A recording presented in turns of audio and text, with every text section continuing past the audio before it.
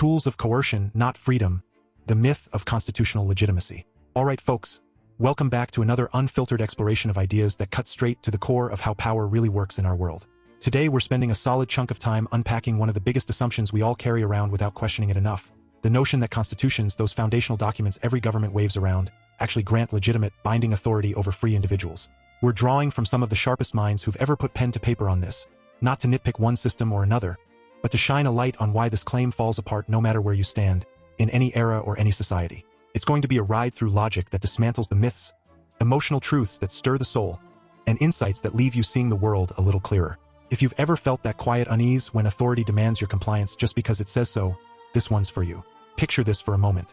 What if the whole scaffolding of political power, the rules, the oaths, the solemn declarations, isn't the solid bedrock it's sold as, but more like smoke and mirrors held up by habit and force? We're not talking conspiracy here, just pure reason applied to the everyday reality of living under any constitutional order. These documents claim to be the ultimate source of legitimacy, binding generations through consent or contract or some higher ideal. But step back and ask the simple question. Does any of that actually hold water when you test it against basic human freedom and voluntary agreement? The answer, as we'll see, is no, and recognizing that doesn't leave you lost or chaotic.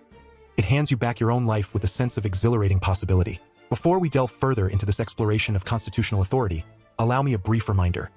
If any part of this discussion resonates with you, perhaps a striking insight or a powerful revelation, please consider liking the episode, sharing it with others, and ensuring you are following for future updates. Let's get into the heart of it right away, because the logic here is relentless and it applies universally. Take the idea of a constitution as some kind of enduring contract. For any contract to be real, it has to be made freely by the people it affects in the present moment without coercion. Yet these foundational charters are always framed as agreements from the past, words put down by folks long gone, who couldn't possibly speak for you or me or anyone alive today. No one alive signed on the dotted line. We the people sounds grand, but it's a fiction. Most people at the time weren't even consulted, and even if they were, that doesn't bind their descendants forever. You can't inherit chains of obligation like that without turning every newborn into a serf from day one. And the usual comeback, that staying in the society or using its services implies consent. That's laughable under real scrutiny. It's the same logic as a highwayman saying, your money or your life. You chose the money, so we're good. Living under threat of punishment for opting out is an agreement. It's survival. Reason demands we call it what it is. No true authority exists without ongoing, explicit individual consent, and no constitution on earth delivers that.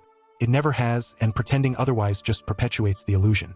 This extends straight into the moral realm, where your inner sense of right and wrong towers over any written law or constitutional provision.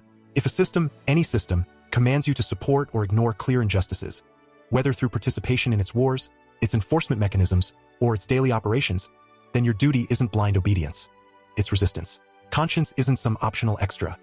It's the highest authority, the one that makes you fully human. Majority rule or representative setups don't fix this.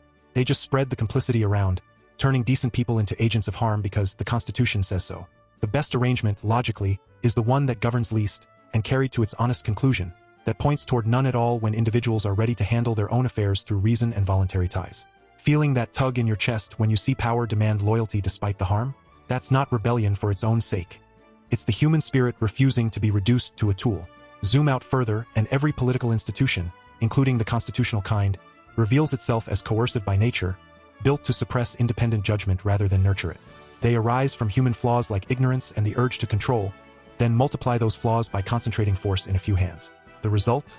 New temptations for oppression, endless wars, and a society where progress stalls because rules get locked in as permanent fixtures. Why should any generation be chained to the thinking of the last? Constitutions pretend to offer stability, but they actually breed torpor. People stop thinking for themselves, deferring to the document as if it were sacred. True advancement comes from private judgment, from individuals reasoning together without the artificial weight of enforced permanence. Any setup that claims to freeze a mode of living or thinking is pernicious. It stands in the way of real moral and social growth, turning what should be fluid human relations into rigid commands. The same thread runs through how these orders handle property and economic life. The mechanisms that prop up unequal holdings aren't neutral. They're enforced by the state's legal apparatus, which turns what starts as use or labor into a tool for extraction and domination. When property becomes the right to take without creating, backed by law and guns, it functions as theft, plain and simple, and the constitutional framework exists precisely to sanctify that. Real justice demands voluntary exchanges, mutual agreements, and federations of free people, not centralized authority dictating terms from on high. The state, in any constitutional guise, defends privilege at the expense of genuine equality in rights and conditions. Logic shows this can't coexist with true liberty. One has to give, and history's pattern is clear. The authority always wins unless we reject the whole edifice. From the radical individualist lens, it gets even more personal and liberating. The state and its constitutions aren't neutral guardians. They're enemies to your unique self, demanding you subordinate your will to abstract ghosts. Law, society, the greater good. These are spooks, fixed ideas that haunt the mind and crush the ego's rightful sovereignty. Every constitution, every state, is despotism whether ruled by one or by many. It binds today's living will to yesterday's dead pronouncements, turning you from creator into creature. You owe no allegiance to these illusions. Your ownness, your absolute mastery over your life, is the only real foundation. Feel the emotional fire there? It's the thrill of throwing off mental chains, of declaring that nothing external gets to own you. Institutions become tools at best, or dissolve when they no longer serve the individual. Push this further, and any state structure, constitutional or otherwise, necessarily means domination and slavery, open or disguised. Even the most carefully worded charter with its parliaments and checks is a veil over minority rule, where power flows downward from a privileged few who claim to know better. No form escapes this, whether it promises popular sovereignty or minimal protection, it still centralizes force and corrupts those who wield it.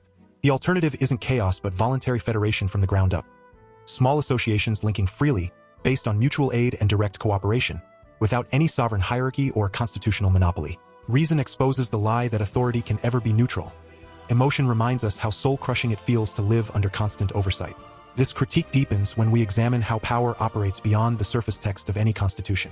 Modern institutions don't just claim legitimacy through law, they exercise it through diffuse controls that shape bodies, minds, and populations in ways the document never admits. Disciplinary routines, knowledge systems, and the ever-present possibility of suspending the rules altogether reveal the hollowness. Constitutions contain their own voids, where the exception becomes the norm and bare existence strips away the promised rights. In contexts of imposed orders, whether through conquest or inherited structures, these frameworks function as ongoing violence, alienating people from their own realities and demanding revolutionary rupture to reclaim authentic self-determination. No constitution escapes this pattern. They all risk turning democracy into veiled absolutism the moment the facade cracks. The themes tie together across these insights into a powerful rejection of the state's foundational claims. From consent-based limits that expose how even minimal setups overreach, to total refusals grounded in reason, ego, or communal mutualism, the through line is clear. Authority cannot legitimately arise from a document or institution that claims to bind without unanimous, ongoing agreement. It violates individuality, stifles progress, and enforces extraction, whether through taxation, that is, robbery, or through the subtle normalization of control. Emotionally, it awakens a fierce love for personal sovereignty. Logically, it leaves no room for half measures. Even authority-oriented defenses or expansive visions crumble under the same scrutiny, as they all presuppose a power that reason denies. The free market of voluntary interactions thrives without it. Marxism's transitional states or Bolshevism's centralized experiments only swap one tyranny for another, proving the point that the state itself is the problem. Let me share some of the raw words that hammer this home, because they cut deeper than any summary. One thinker put it bluntly: the Constitution has no inherent authority or obligation at all, unless as a contract between living individuals, and it doesn't even pretend to be that for people existing now. It was at most a deal among the dead, binding no one today. Another insisted that the only obligation worth assuming is to do what you think right at any time, and when government perpetuates clear wrongs, resistance becomes a moral imperative. Law never made anyone just, and majority setups only spread the guilt. A foundational voice declared that political institutions are coercive artifices offering new occasions for injustice while stifling private judgment. Permanence in constitutions is absurd because it opposes human nature and reason itself. Still another proclaimed property, when enforced this way, is theft, and the state exists to uphold that exploitation through its legal scaffolding, making mutual voluntary contracts the only path forward. The egoist fired back that the state and I are enemies.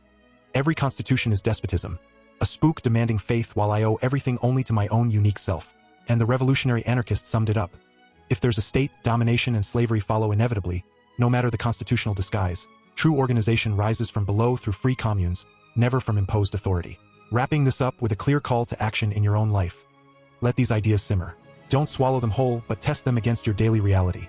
Every time a constitutional claim demands your taxes, that is, robbery or your compliance with some distant rule, question it not with anger, but with the quiet power of reason and the fire of your own conscience. Seek out voluntary associations, build connections based on mutual respect, and live as if the illusion has already dissolved. The thinkers we've walked with today, Stirner, Thoreau, Godwin, Proudhon, Stirner, Bakunin, Goldman, Kropotkin, Martin, Nozick, Rutherford, Locke, Paine, Solzhenitsyn, Schmidt, Foucault, Agamben, Fanon, Cabral, and the broader anarchist current didn't just critique. They pointed toward a freer horizon where individuals, not documents, define legitimacy. Carry that spark forward. Until next time, keep thinking for yourself. It's the most revolutionary act there is. Stay free.